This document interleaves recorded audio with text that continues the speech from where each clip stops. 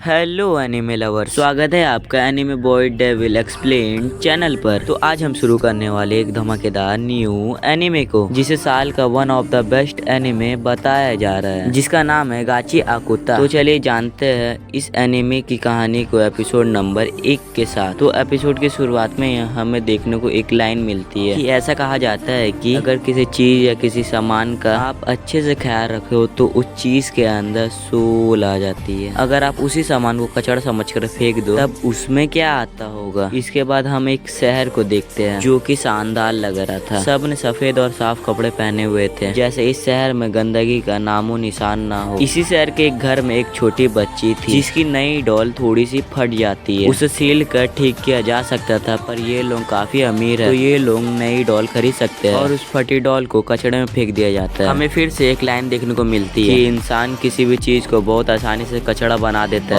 जैसे कि वो बहुत बेकार है, उनके किसी काम नहीं आएगी। वो ऐसा दूसरे इंसानों के साथ भी करते हैं। खैर, कचड़ा टनल से होते हुए एक ट्रक में इकट्ठा हो रहा था। वो ट्रक इसे वेयरहाउस में जाकर पटक देते थे। इसी बीच हम एक मार्क्स वाले लड़के को भी देखते हैं जिसका नाम रूडो है और ये इस एनिमे का मेन कैरेक्टर है। रूडो वेयरहाउस में जाके कचड़े में कुछ ढूंढने लगता है, लेकिन एक गार्ड उसे पकड़ लेता है। गार्ड समझ जाता है कि ये वही कचड़ा चोर है जो उनके सुंदर शहर को गंदा करने में लगा हुआ है। वो अलार्म बजा देता है, रूडो को सरेंडर करने के लिए बोलता है। रूडो उन पर कचड़ा फेंक कर भागने लगता है। वो लोग उस पर गोली भी चलाते हैं, पर रूडो सबसे बच जाता है। वो काफी तेज था, एक गोली उसके हाथ को छू के निकल जाती है, लेकिन फिर भी रूडो यहाँ से बचकर भाग निकलता है। बाहर आके वो रूडो मन में बोलता है कि मैं किसी का कुछ नहीं बिगाड़ रहा कमीनों। हम देखते हैं कि वो रूडो उस फटी हुई डॉल को लेने गया था, लेकिन खैर टाउन बहुत ही सुंदर था। लड़कियां आपस में बात कर रही थी कि मैंने सुना कि वो कचड़ा चोर कल भी वापस आया था। आखिर कचड़े की चोरी कौन करता है? वो जरूर ड्राई फॉक्स से ही कोई होगा। उनकी बातें एक आदमी सुन रहा था जिसके कपड़े थोड़े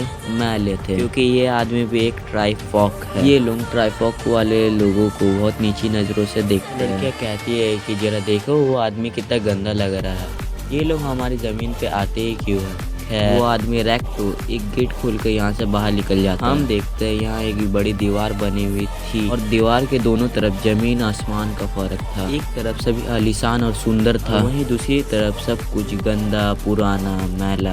बेसिकली इस तरफ अमीर लोग रहते हैं और दूसरी तरफ गरीब, और इन गरीब लोगों को ट्राइफॉक कहा जाता है। इस साइड वाले लोग भी कचड़ा चोर की बातें कर रहे थे, उसके चक्कर में हम लोगों के ऊपर मुसीबत ना आ जाए। लेकिन खैर हम रूडो को देखते हैं जो कि उस डॉल को ठीक करने में लगा हुआ था। उसके पास एक लड़की आती है, उसका नाम चीवा था। चीवा रूडो को डांटने लगती है कि तुम फिर से कचरा उठा लाया। शहर के लोग अपने कचड़े के लिए बहुत सीरियस है, अगर उन्होंने रूडो को पकड़ लिया तो पता नहीं रूडो के साथ क्या करेंगे। कचरा चोरी करना बंद कर देना चाहिए। रूडो कहता है कि अमीर लोग ऐसी भी चीजें फेंक देते हैं जो कि बिल्कुल ठीक होती है, और उन चीजों के लिए रूडो को बुरा लगता है और साथ ही वो उन चीजों को ठीक कर बेच देता है। थोड़े बहुत पैसे कमा लेता है जिससे उसका खर्चा पानी निकल सके। तभी यहाँ पर 3 लड़के आ जाते हैं और रूडो का मजाक उड़ाने लगते हैं। इससे कितनी बदबू आती है, चीवा को इसके साथ नहीं घूमना चाहिए, ये हमेशा अपने गंदे ग्लव्स पहने रखता है, इसने तुम्हें टच कर दिया तो तुम बीमार हो जाओगी। चीवा कहती है कि उसे रूडो से कोई प्रॉब्लम नहीं है, हम सभी झोपड़पट्टी में रहते तो हम सभी एक ही समान है। असल में ये झोपड़पट्टी वाला एरिया क्रिमिनल्स को रखने के लिए बनाया गया था और ये सब लोग किसी न किसी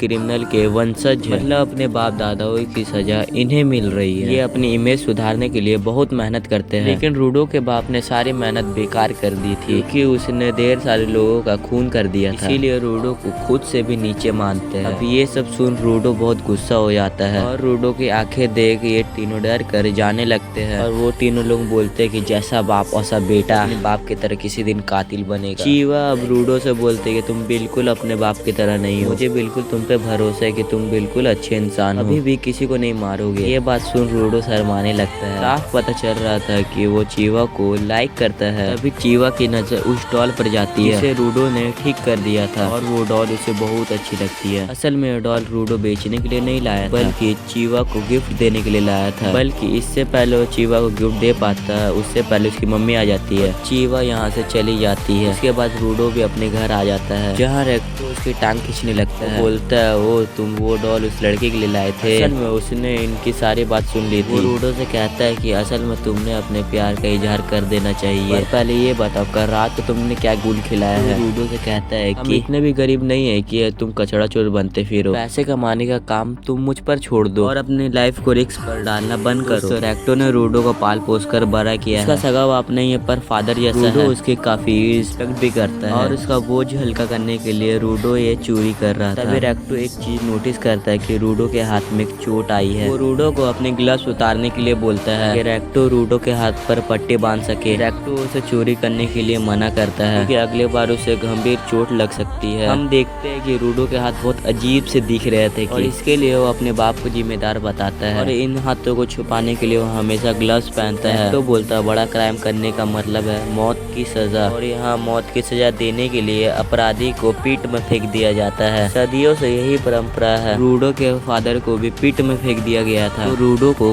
खुद का थोड़ा ख्याल रखना चाहिए। रूडो याद करता है जब से उसने होश संभाला है तब से उसके हाथ काले हैं। कभी कभी उनमें बहुत ज्यादा दर्द भी होता है। लोग उसे अलग नजरों से घूरते हैं। अब रेक्टो ने उसे ये ग्लव्स दिए थे। इन्हें पहनने के बाद रूडो का दर्द भी कम हो गया। वो रेक्टो का एहसान कभी नहीं चुका पाएगा। तो फिर से रूडो का टांग खींचने लगता है। उसे जल्दी चीवा से अपने प्यार का इजहार कर देना चाहिए वरना उसे कोई और उड़ा ले जाएगा। इसी बात पे बहस करने लगते हैं। फिर कि हम देखते हैं ये लोग के घर के बाहर कोई अनजान व्यक्ति खड़ा हुआ था। ये सुबह रेक्टो रूडो से कहता है कि थोड़ा स्माइल करने सीखो, अच्छे नहीं दिखोगे और पक्का कोई चीवा को ले ही जाएगा। फिर रूडो डॉल को लेकर बाहर निकल जाता है। चीवा को ढूंढने लगता है। उसे पीठ भी दिखाई देता है। तो पीठ एक बहुत ही बड़ा गड्ढा है जिसमें ये लोग सारा कचड़ा डालते हैं। अगर कोई क्राइम करता है तो उसे भी पीठ में फेंक दिया जाता है। इतनी बड़ी और इतनी गहरी है किसी को नहीं पता कि इसका अंत कहाँ है। उसमें अंधेरे के सिवाय और कुछ नहीं दिखाई देता। इसमें फेंके जाने वाले लोगों का क्या होता है कोई कुछ नहीं जानता। आज भी एक आदमी को पीठ में फेंका जाता है। उसी वक्त चीवा वहाँ आ जाती है। रूडो से बोलती है वो यहाँ पर ही नजारा देखना आया है क्या। चीवा बोलती है उनके एरिया को जानबूझकर पीठ में बनाया गया था ताकि इसे देखकर हम डरते रहे। तुम कुछ भी बुरा करोगे तो तुम्हें पीठ में फेंक दिया जाएगा। तो उसे ना चाहते हुए ये नजारा देखना पड़ता है। वो रूडो से बोलती है कि वो नहीं चाहती है कि रूडो को भी किसी दिन पीठ में फेंक दिया जाए। वो अगर कचरा चोरी करते हुए पकड़ा गया तो उसे पक्का पीठ में फेंक दिया जाएगा। रूडो बोलता है कि कल रेक्टो ने भी यही कहा था। बोलती है कि उन्हें तुम्हारी चिंता है कि वो भी तुमसे प्यार करते हैं। रूडो ये सुनकर चौंक जाता है कि वो भी तुमसे प्यार करते हैं। मतलब अनजाने में चीवा ने भी कन्फेस कर दिया था कि वो रूडो को प्यार करती है। रूडो शर्म से अपना मुंह ढक लेता है और बोलता है ये मैं डॉल तुम्हारे लिए लाया था। ये कचड़ा तो तुम्हें इतनी पसंद नहीं आएगी। चीवा उस डॉल को ले लेती है और बोलती है हमेशा इस डॉल को अपने पास रखेगी। अब रूडो की खुशी का ठिकाना नहीं रहता है। वो ये सब चीजें रेक्टो को बताने जाने लगता है। रास्ते में वो कुछ पुलिस वाले से भी टकरा जाता है। पता नहीं वो यहाँ क्या कर रहे थे। रूडो फिर भागकर अपने घर की तरफ जाने लगता है। फिर वो सोचता है मैंने तो कुछ साफ साफ चीवा को बोला ही नहीं। तो कहेगा कि उसे जाके वापस ढंग से प्रपोज करो। वो दरवाजा खोल के अंदर जाता है तो उसके होश उड़ जाते हैं। वो देखता है कि एक आदमी ने रेक्टो के पेट में तलवार घुसा दी थी। वो आदमी उसके सामने बैठा हुआ था। गुस्से में उसकी तरफ भागता है तो वो आदमी उसकी पिटाई करके उसे बांध देता है। उसके पास एक बुक भी थी जिसे लेकर वो यहाँ से जाने लगता है। लेकिन वो रूडो कुछ नहीं करता है। रूडो को रेक्टो की आवाज आती है जो अब भी जिंदा था। रूडो को कहता है कि भागो यहाँ से, इस घटिया दुनिया को बदल दो। कहते ही रेक्टो की डेथ हो जाती है। तभी यहाँ पुलिस वाले आके रूडो को अरेस्ट कर लेते हैं। उन्हें लग रहा था कि रेक्टो को रूडो ने मारा है। रूडो बहुत समझाने की कोशिश करता है लेकिन रूडो के एक नहीं सुनते हैं। आसपास के लोगों को भी ये बात पता चलता है कि बाप की तरह बेटा भी एक कातिल निकला। थोड़ी देर में रूडो को पीठ के पास ले जाया जाता है। ना कुछ कचरा चोरी किया है बल्कि किसी की जान भी ली है जो कि बहुत बड़ा पाप है। जिसे मारा है वो मामूली एक ट्राइफॉक था। लेकिन जो भी मर्डर जैसा पाप करेगा वो इस पावन धरती पर रहने के लायक नहीं है और इसीलिए रूडो को मौत की सजा सुनाई जाती है। कहा जाता है कि इस कचड़े को फौरन पीठ में फेंक दिया जाए। उनके लोग वही नारे लगा रहे थे। रूडो को तो समझ ही नहीं आता ये सब क्या हो गया। वो भीड़ में चीवा को भी देखता है। चीवा को बताने की कोशिश करता है कि रेक्टो किसी ने मार दिया है, तुम्हें उसके कातिल को ढूंढना होगा। चीवा बोलती है मैंने तुम पे भरोसा किया था पर तुम तो सही में कातिल के बेटे निकले। चीवा उसकी दी हुई डॉल हुई फेंक के चली जाती है। वो नारे लगा रहे थे कि इस कचड़ा को फेंक दो। रूडो कहता है कि असली कचड़ा तो तुम लोग जिनमें खुद का अपना दिमाग नहीं है। हमारे पास आंखें और कान तो है लेकिन ना तो तुम उसे सुनते हो ना देखते हो। अभी उसे भीड़ में वही आदमी दिखाई देता है जिसने रेक्टो को मारा था। तभी इतने में रूडो को पीठ में फेंक दिया जाता है। रूडो बोलता है मैं तुम सबको नर्क में भेजूंगा, तुम सब लोगों को मैं तुम सबको मार डालूंगा। रूडो काफी देर तक गिरता ही रहता है और जब उसे होश आता है तो एक कचड़े के ढेर में पड़ा हुआ था और जिंदा भी था। आसपास कचड़े के अलावा और कुछ नहीं था। वही कचड़ा है जो लोगों ने इतने सालों से पिट में फेंका है। तभी रूडो अपने पीछे एक बहुत बड़े मॉन्स्टर को देखता है जो कि पूरा कचड़े से बना हुआ था। तो ये डबल आर्मी ये एपिसोड यहीं पर एंड होता है। दोस्तों रूडो जिंदा कैसे और ये मॉन्स्टर कहाँ से आ गया यानी अगले एपिसोड में। अच्छा लगा तो लाइक और शेयर कीजिए, कमेंट करके बताइए एपिसोड कैसा लगा। हमारे channel anime boy devil explained पर न्यू है तो सब्सक्राइब करके बेल आइकन भी दबा दीजिएगा। मिलते हैं नेक्स्ट वीक, तब तक के लिए डबल आर्मी बाय बाय।